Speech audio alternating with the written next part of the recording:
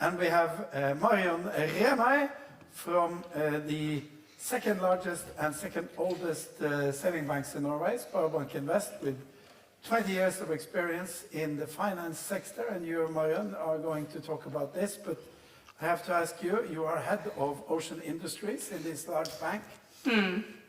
Why did you end up in ocean industries? Well, like most of the previous speakers here, you know, my father was a fisherman, and my grandfather as well. So it's like, you know, and his father and his father. I know the story. You know the story. Yeah, I'm very eager to hear what you have to say about how banks and finance thinks about what we have heard today about these challenges. The floor is yours. Thank you.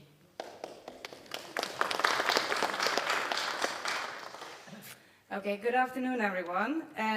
My topic today is sustainable finance, where I will predominantly focus on the catch side and on ocean-going fishing vessels.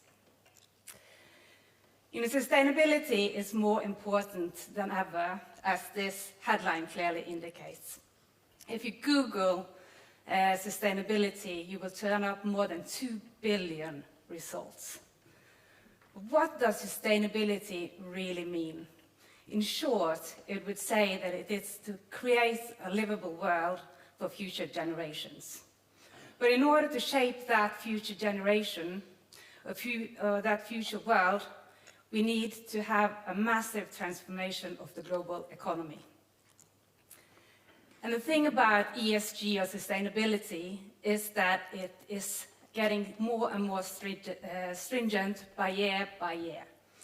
From an economic point of view, ESG or sustainability is about competitiveness and about future profitability. For seafood or for fisheries, we already see that there are changes in consumer behaviors, where the consumers have an increased preference towards certified fish or origin labeling. And we also see that you know, retailers, large retailers, both in the EU and in North America, have set strict and ambitious sustainability goals in the value chain, which also affecting the catch side on the fishery sector. And also, you know, there's a lot of the previous speakers has been mentioning as well, you know, regulations and politics are getting more and more stricter from year by year. It's been mentioning carbon tax, for instance, which is also affecting the fishery sector. And also the things that I am working with, you know, with access to capital, the increased focus on ESG, how it will affect future profitability, future cash flows, etc. That would potentially lead to, you know, that access to capital will be more difficult or could get more expensive. And all of these, when you sum them together, it will affect, you know, it would potentially have a financial impact if it's not handled correctly. So how I would say that we are at an important shift where we stand at the moment. You know, 2023 was, it was claimed that it was the warmest year on record worldwide. And as we can see here, you know, this is a report from something called Net Zero Tracker, and they had a report in 2023 that there are already in place a lot of ambitious climate targets worldwide. It's more than 85% of the countries worldwide have set targets about being net zero within 2050 or 2060, and you have more than 50% of listed companies worldwide has done the same. And also, like my bank and other banks, we also have net zero targets. But the thing is, like, you know, the previous speakers have been mentioning as well, you know, things are going slow, not progressingly quicker, as quick as we want to. But what we're seeing is that in order to make this shift, you know, it's not about finding the right technology. It demands a lot of capital that needs to be shifted from business as usual in many sectors or into more sustainable activities. And this is where sustainable financing comes in. Sustainable finance, it stems from the EU Green Deal, and it's about reorienting or about scaling up investments with a clear sustainable objective. And we also, like we already mentioned, it's about regulatory issues. You know, the regulatories and restrictions towards banks are getting more stricter that we need to take into consideration, ESG and sustainability. And this is not something new for the banks or financial institutions, because we have always taken into consideration ESG issues. But what we are witnessing now, or the latest years, is that ESG is increasingly becoming more and more financial and regulatory risk that we need to take into considerations of the projects and the customers that we are financing, because it's affecting potentially future cash flows and the value of the assets that we are financing. So in fact, you know, sustainable financing is shaping the future of finance.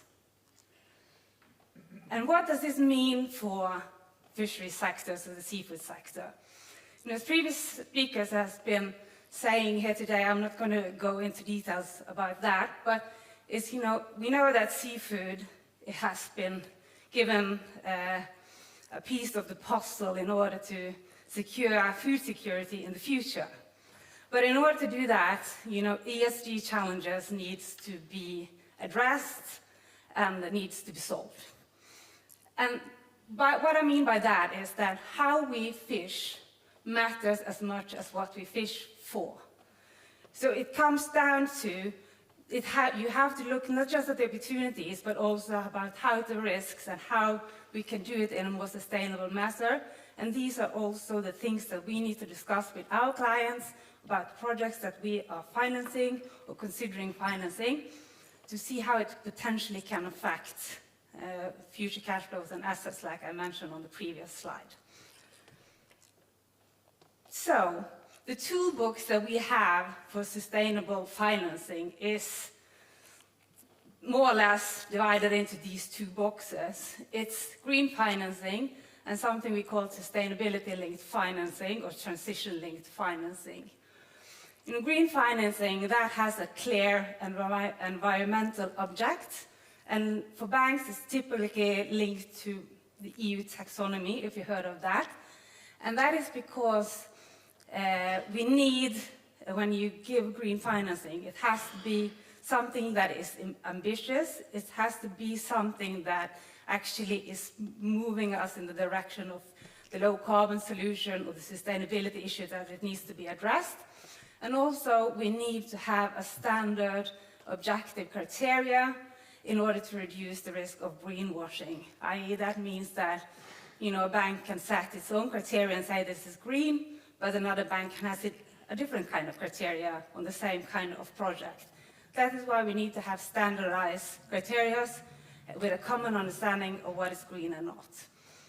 And when it comes to sustainability-linked financing, that is something that it's a finance structure that you put on a strategic goal, as a strategic sustainability goal that is future-oriented, but something you want to reach in the future. It could be, for instance, that you want to reduce your carbon emissions with 30-35% for the next 5 years, and then you set a target in the future, and then you set metrics for each year how much you want to reduce. And, sorry, my son is calling. And then you have something called key performance indexes, is that the performance measures that you measure, you know, typically on an annual basis of how you are on the path of reaching your ultimate goal. And this type of financing is typically linked to the finance cost in order to create an incentive to get going with a strategic sustainability goal. And the thing about sustainable financing, you know, this is something, yeah, I would say it's a very young kind of finance structure, but it has quickly developed over the last few years, as you can see in the graph to the right there. But it had a slight dip in the early of 2024. This is basically on the bond side, not on the banking side, by the way. And the reason that you had a dip is that because you saw that the bar has been keeping rising. Because in the early days, lots of banks or capital investors had made KPIs or green financing, but it wasn't linked direct to a standard.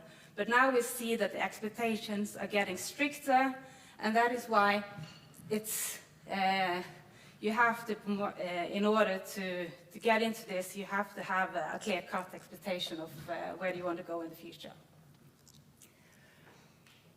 So when it comes to the financing toolbox, what we see that it's important that, particularly when it comes to fishing vessels as well, is that we need to have a toolbox that goes from short to long term in order to finance the hard-to-abate sectors. What I mean about that is, in order to get to decarbonize, carbon-intensive industries such as fishing or shipping, you need to have the products available both in short and medium term to incentivize, not to subsidize, but to incentivize the companies to get on the path to do their decarbonization. And what I mean by that is that in the short to medium term, maybe you will look at efficiencies or other short-term measures that you can do before you go into a complete fleet renewal or vessel renewal. And the reason we think this is important, because particularly for a fishing owner, a fish vessel owner, is that, buying a new build is expensive, and it's a big decision to make. As we know today, the shipbuilding prices have soared. It's the most expensive, it's the most highest level in the last 16 years. And also you have the technology risk, right? Like Egil was mentioning about what kind of fuel should you choose. Just to give you an example here, Maersk, they have a large fleet, and they have capital, and they have different kind of muscles than a simple ship, not a simple, but a fishing vessel owner has.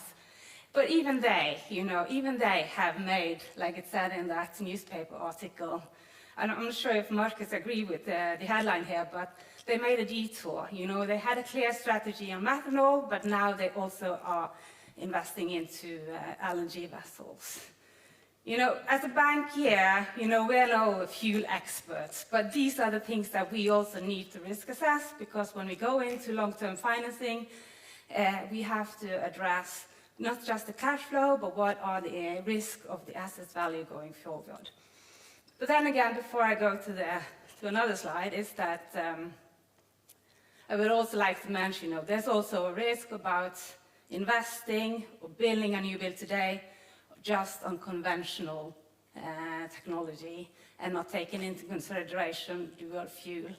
And, like the previous speakers have been already mentioned, it's not just about fuel price, it's about carbon pricing. If we like it or not, it's here to stay. That's my personal belief, at least. And also, last but not least, the access to capital. So what we have done, from the finance side, in order to try to speed up a bit of the transition or sustainability financing for fishing vessels, is that we have created something called sustainability-linked framework for fishing vessels.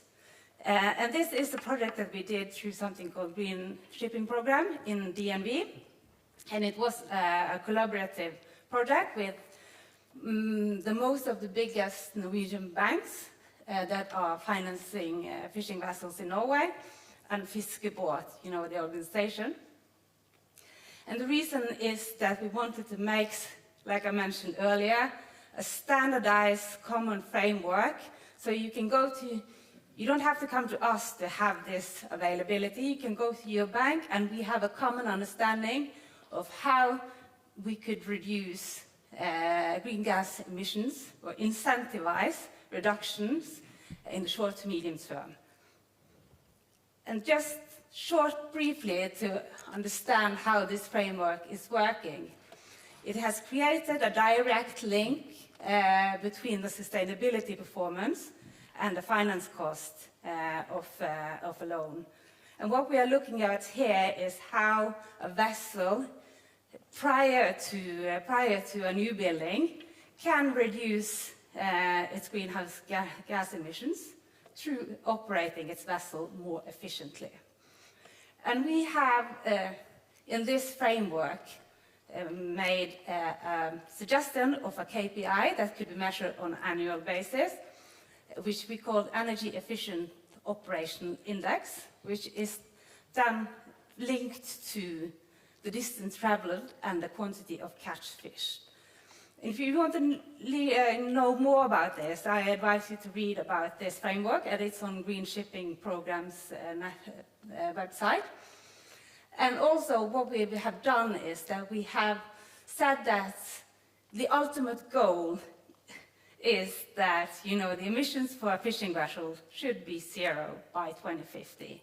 And obviously, they won't be reached that target just by operating more efficiently. There has to be something done with the vessel or something with the fuel in order to get there. But this is just an incentive that we can get to start moving and get in the right direction. And then if we have, small-scale solutions that can get up the pace, we think that this